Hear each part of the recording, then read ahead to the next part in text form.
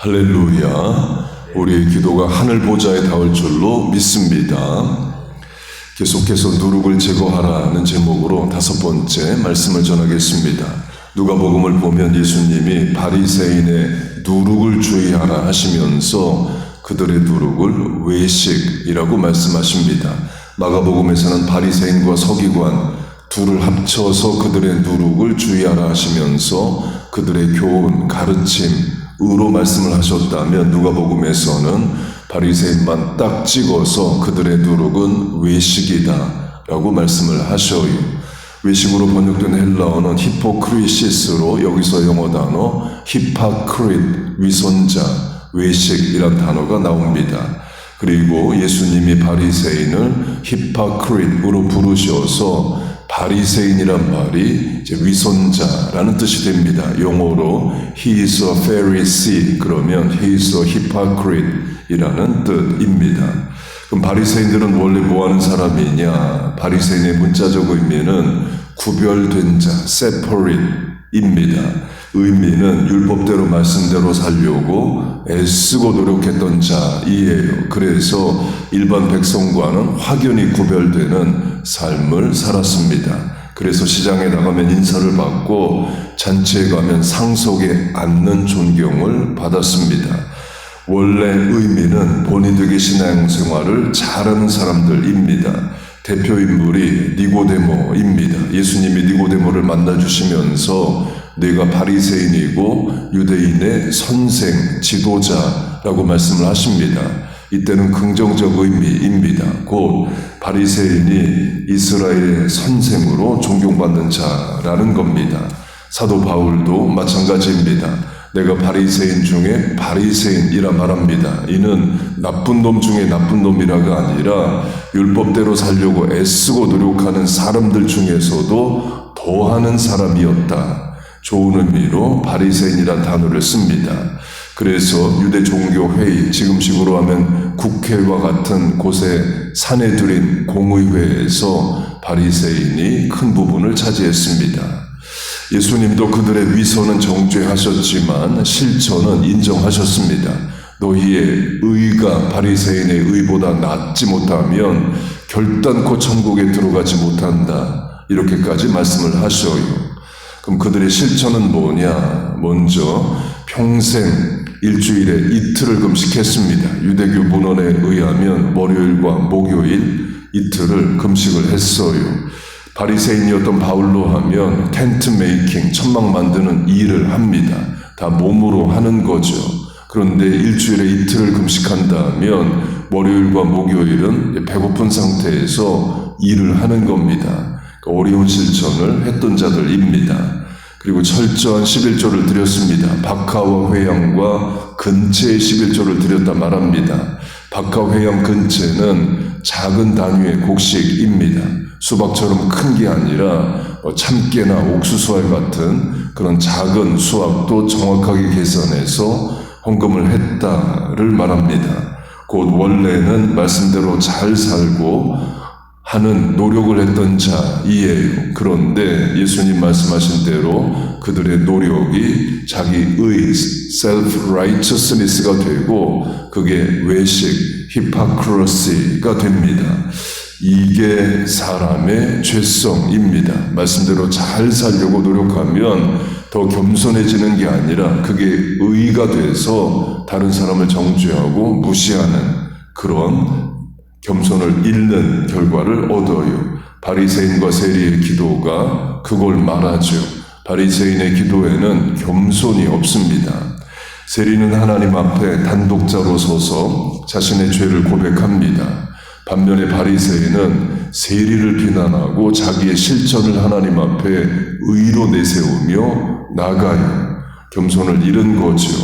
그리고 바리새인은 예수님을 대적하고 죽이는데 앞장섭니다. 마가복음 3장 바리새인들이 나가서 곧 헤롯 땅과 함께 어떻게 하면 예수를 죽일까 의논하니 마태복음 27장 대제사장들과 바리새인들이 함께 빌라도에게 모여 이르되 적용하면 말씀대로 잘 살수록 새벽 기도할수록 금식할수록 더 겸손해야 됩니다. 그런데 그게 어려운 게 인간의 본성이에요. 방법은 단독자로 하나님 앞에 서는 겁니다. 누구와 비교하고 하는 게 아니라 하나님 앞에 내 모습 그대로 내어드리고 하나님 앞에 내 죄된 모습을 그대로 인정하는 겁니다. 그리고 남들보다 더 열심히 신앙생활 잘하면 감사하고 찬송하며 살면 되는 거예요. 열심히 간절히 신앙생활 잘하면서 동시에 겸손함으로 신앙생활하는 우리 모두 되기를 축복합니다. 확대 적용하면 지금의 유대교 랍비들이 신학적으로 바리새인의 후예입니다. 어제 예수님이 아기 때의 헤롯이 이방인인데 이스라엘의 왕이 되었다. 그래서 유대인들이 좋아할 만한 일들을 여러 가지를 한다. 그 중에 대표적인 것이 성전을 지어줬다를 강조했습니다. 유대인들도 그걸 인정해서 탈무드에 Whoever has not seen Herod's temple has never seen a beautiful building. 헤롯 성전을 보지 못한 자는 아름다운 건물을 못 본 자다. 이런 말을 할 정도로 아주 잘 지어줍니다. 헤롯이 유대인들을 위해 성전을 지은 기간을 요한복음은 46년이라고 말합니다. 솔로몬 성전 건축 기간이 7년인 것에 비하면 굉장히 오래 잘 지은 거예요.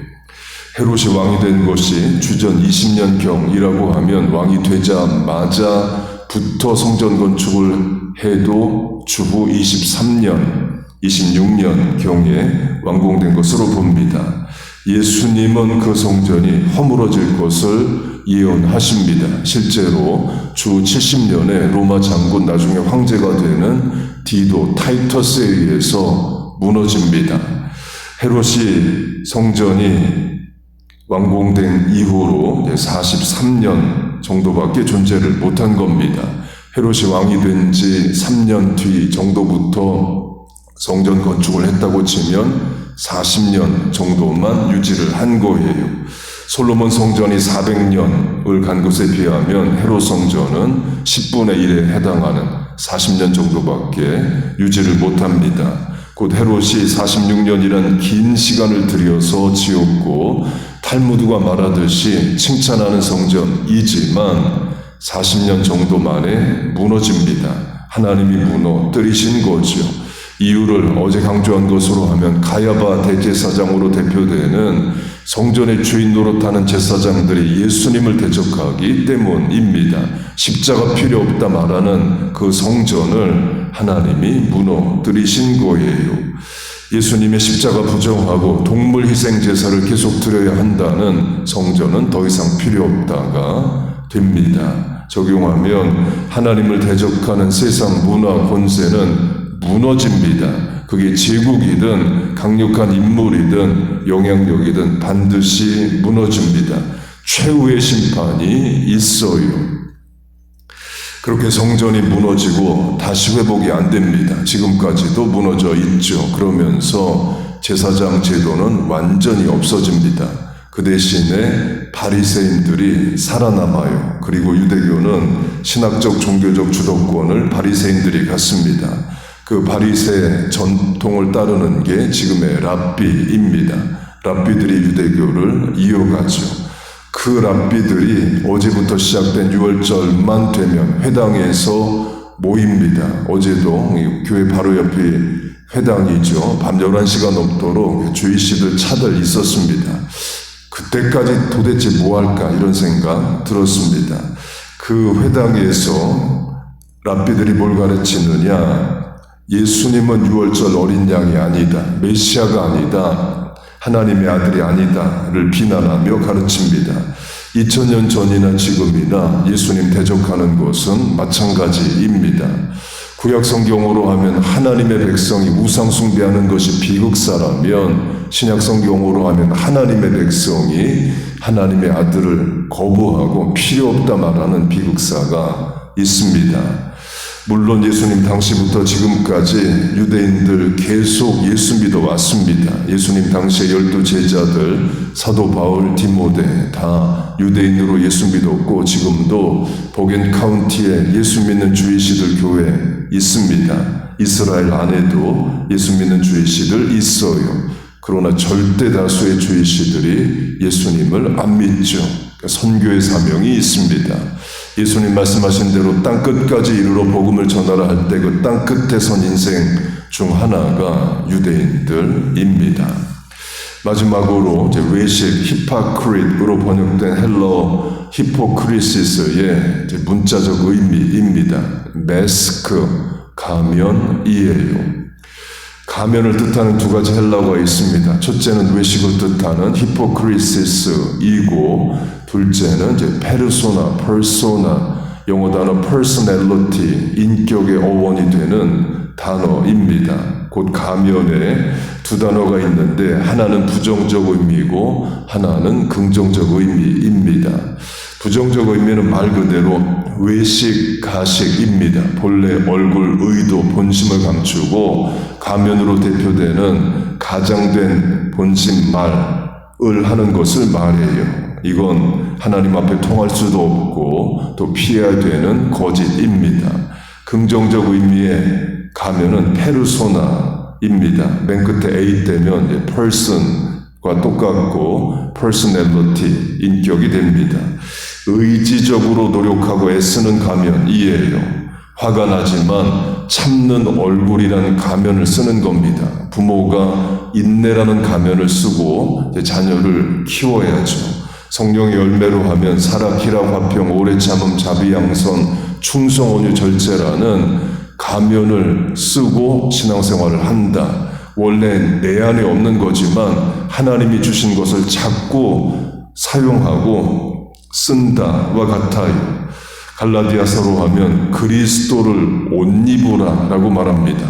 그리스도라는 옷을 잡고 입으면서 그리스도를 닮는 사람이 되는 겁니다. 세상에서도 마찬가지입니다. 군인, 경찰, 공무원들은 이제 옷을 입습니다. 정해진 제복을 입죠. 군인으로 하면 처음에 군복을 입으면 본인도 어색하고 누가 봐도 어색하고 어울리지 않아요. 그러나 계속 군복을 입고 군인에 합당한 실천을 하면서 옷도 어울리고 또 옷에 합당한 군인이 되는 것과 마찬가지입니다. 그리스도라는 옷을 입으면서 가면으로 하면 좋은 의미의 인내라는 가면, 희락이라는 가면, 충성이라는 가면을 쓰면서 그 가면에 합당한 사람이 되어 가는 거예요. 그게 페르소나에서 파생한 신앙 인격으로 확대 적용할 수 있는 personality, 인격입니다. 우리 타고난 본성에 따라 사는 게 아니라 예수 믿고 거듭난 신앙 인격에 따라 살아가야 되는 거죠. 그렇게 바리새인의 누룩은 외식, 가식, 교만, 자기 의를 추구하는 겁니다. 그럼 우리는 반대로 하는 거예요. 그리스도의 의, 십자가의 공로, 하나님 말씀 붙잡고 의지하고 살고 내 뜻이 아니라 하나님 주신 사명 이루어가며 늘 겸손하게 신앙생활 하는 겁니다. 본문이 말하듯이 순전함과 진실함으로 하고 간절함과 겸손함으로 늘 하나님 앞에 나가는 거예요. 이 새벽기도의 실천이 그거죠. 내가 하나님 의지하고 하나님 도우심 없이 살 수 없는 연약한 인생입니다. 겸손한 고백과 실천입니다. 간절히 하나님 의지하오니 나를 도우소서. 새벽의 실천이 또한 그것이에요. 그러므로 말미암아 예수님을 본받는 그리스도를 닮는 성도의 삶을 살아가는 우리와 자녀 교회 되시기를 주의 이름으로 축복하고 축원합니다. 아멘. 기도하겠습니다. 하나님 아버지, 우리에게 그리스도라는 옷을 입는 예수님을 본받는 성령의 열매를 얻어 또 지키고 누리는 자들 되게 하여 주시옵소서. 본성 죄성 이기게 하시고 말씀에 따라 살아가게 하여 주옵소서. 또 성금요일을 맞았습니다. 보혈의 은혜와 공로가 우리 가정의 자녀들의 삶의 교회에 흐르게 하여 주옵소서. 죄사함의 확신과 천국 영생으로 살아가게 하여 주옵소서. 오늘도 하루를 하나님 앞에 의지합니다. 새벽에 나와 기도합니다. 이 실천에 은혜와 복을 더하여 주옵소서. 간구하는 기도에 응답하여 주옵소서. 예수님의 이름으로 기도하옵나이다. 아멘.